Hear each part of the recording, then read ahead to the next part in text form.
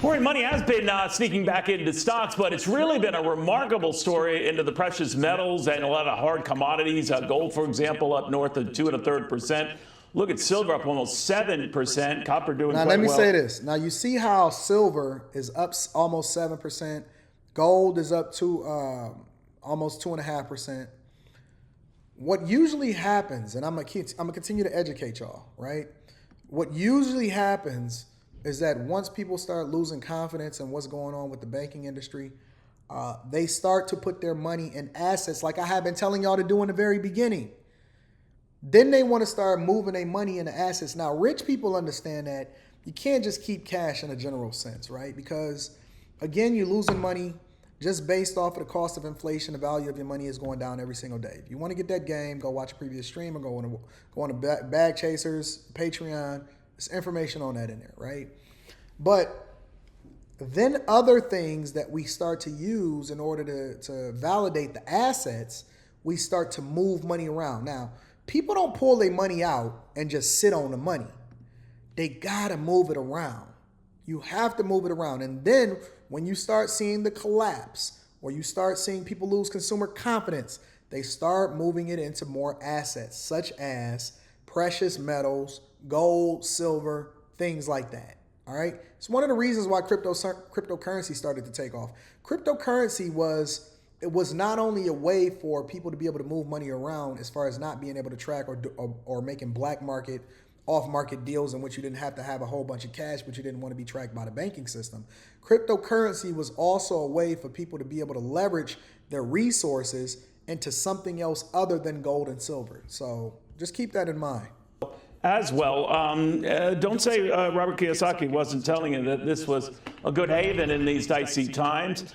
He said that there's instability everywhere. It's panning out today, certainly in the banking sector. For how long is anyone's guess. But the rich dad, poor dad, cottage industry, as I like to call him, kind enough to join us right now. Robert, all those investments are doing quite nicely. Now, a lot of it could be a knee-jerk concern about the stability of the banking system and doubts about where it goes. Safe haven to park cash. What do you think, and how long does it last? Well, the problem is, as you know, for years it kept dropping interest rates, and now Powell's raising it. The real problem is the bond market's crashing. And the bond market is systemic, as you know. I mean, I'm concerned about IRAs, pension plans, and all that. So this is more than it's, So when they say IRAs and pension plans, the government incentivized people to save, but what people don't understand is that they didn't just do it in order to make you feel good about being able to live your life out long without having to worry about money. They didn't just do it because they know that Social Security is largely not solvent. We borrow on Peter to pay Paul, so the people of today is paying for the Social Security of those people from yesteryear. They didn't just do it for that, but they also did it in order to be able to shore up the banking system, because the more money that's flooded into the banking system, the more solvent it becomes, the more confident you become in it, and the more you're emotionally tied to it, because you need the banking system to succeed in order for you to have a savings, a 401k, a Roth IRA, and all of these other type of things, right? So what he's saying is that it's more than just whether or not you got your money in a savings or a checking account. It's more than that. It's also the entire lifeblood and a system that was made itself that gave confidence to people in doing banking in the first place. I'm concerned, should I say. And then, you know, thank you for all these years letting me come on your program and say, buy silver, buy gold. Because when I first started coming on, I think this was $3 and this was $50. And now it's $2,000. It didn't get any bigger, Neil. Still, you know. No, it did not get any bigger. But you know what's interesting today, Robert, if you look at it, it might be just a sort of a coincidental blip. All are rising. Bond prices rising, yields collapsing. You know, a 10-year note, for example, that was over 4% last week, is around 3.45% today when I last looked.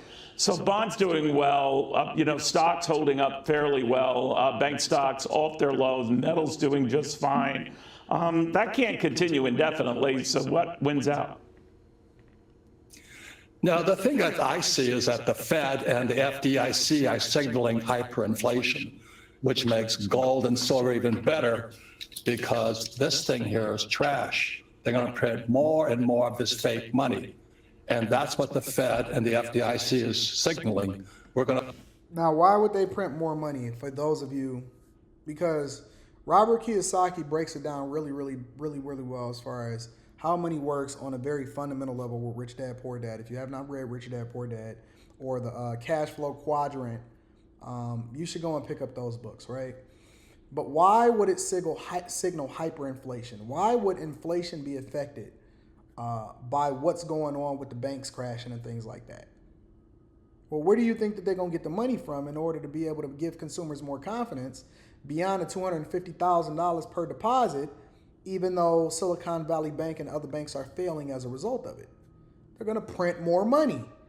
And the more money that they print, the less valuable money becomes, which is why y'all need to stop asking for stimulus checks every single year, every time you in a bind, because all it does is it continues to raise up and draw up inflation, and then you're going to be complaining about it 2 to 3 years from then, as far as why you can't go to the gas station or why you got to go to the markets and the chicken wings is high, is because it's all a trickle down effect or a trickle up effect of how inflation or how you're affected as a result of inflation. So the government is between a rock and a hard place and trying to raise rates to fight inflation, but then have to print more money in order to make sure that these banks that are too big to fail and people still have consumer confidence in the banking system itself. Print as much of this as possible to keep the crash from accelerating. But they're the guys who are causing it. So in other words, with the Federal Reserve now saying... So they're causing the crash, but then they're fixing it on the back end and then spinning the narrative to you to make sure that they can kick the can down the road to somebody else. A lot of people don't even realize that the housing market crash back in 2008 came in the Bush and the Clinton administration, and then President Obama. Listen, I love the whole President Obama economy because I think that he did some horrible things in office when he was in office.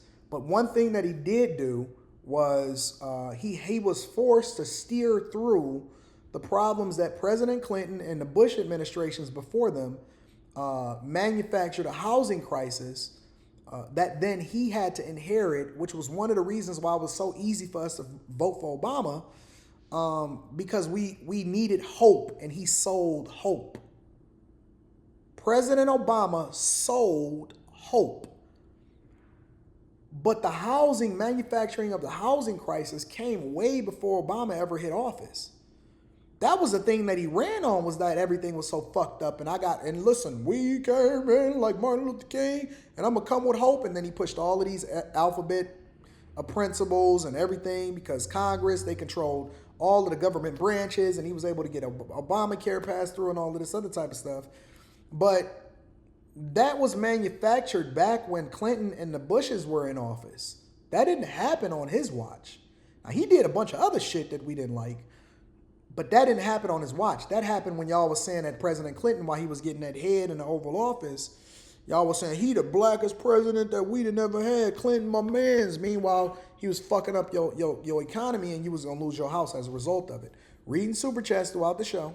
And essentially, we're going to be a backstop, to say nothing of the U.S. government, for all these institutions in trouble, now guaranteeing deposits for those with way more than $250,000 at a bank. 3 different banks right now. You think that will be inflationary, and you think the pause that some are expecting on the part of the Federal Reserve on raising rates will only exacerbate this? Well, they have to bail out now, which is not quite legal anymore.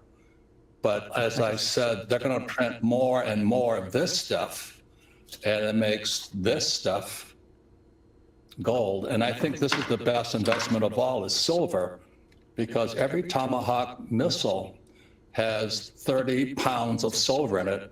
Every time they push that missile button, 30 pounds of silver disappears.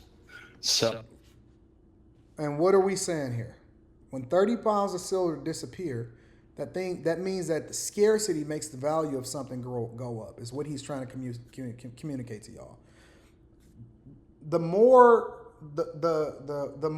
or the further into the future that we push into this electric economy, the more valuable classic cars are. Cars that we used to buy for $2,500 and $3,000 back in the early 2000s are now worth $25,000 and $50,000 today.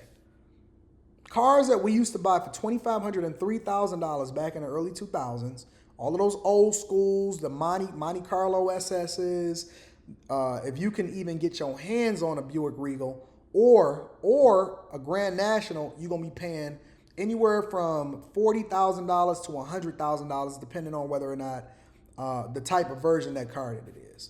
And the less there are available, the more valuable they become, because it's a scarcity mindset, right? It's very hard for you to get one. I'm personally looking for an old school DeLorean right now. I'm looking for an old school DeLorean right now.